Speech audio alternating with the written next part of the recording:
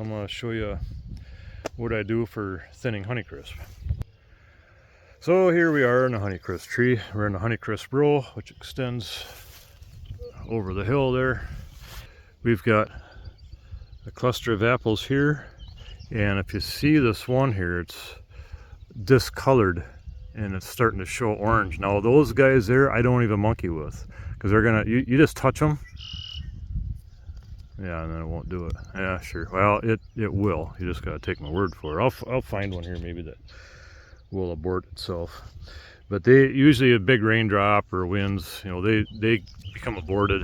You know, they'll fall off. And the tree, it's been said so that if the apple is 50% the size of another one, the tree's gonna abort it anyways. And so that's usually what the case is with those orange stemmed ones. They're the ones that turn orange.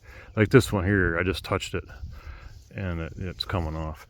But when you're thinning them, you know, I look at this one here. Now it's a pretty good apple. I look at it all the way around, make sure that there ain't no blemishes on it. Where am I at? Right here, right there.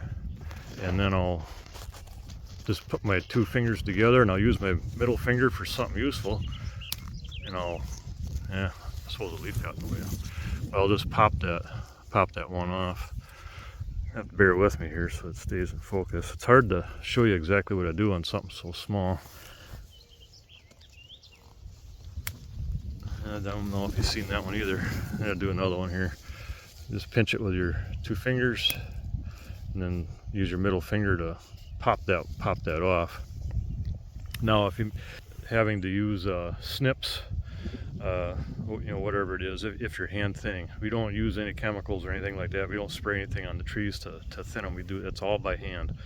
And usually you want to try to have this, you know, like on the Honeycrisp, I've always done by 4 weeks they're done. And now it's been said, you know, by one university, a couple of professors saying, you know, in 2 weeks you ought to have it done. But I have not had a problem with return bloom for those. But, you know, whatever works for you. But by week 4, they need to be thinned. But you don't want to thin too much, you know, because if you have cases, you know, strong, if you had a nice crop last year and you got good return bloom this year, but you had a lot of bitter pit last year, maybe you got to look at how much you thinned. I mean, you might have thinned too much. So, because over thinning the Honeycrisp can induce bitter pit, so you got to be watching out for that. You'll be able to fine tune it after a while.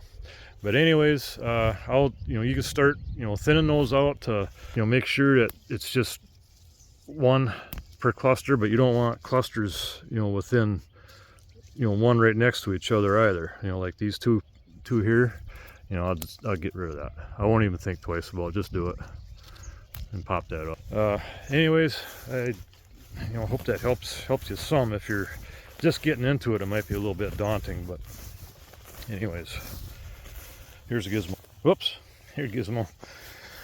Yeah. All right, and we'll catch you later.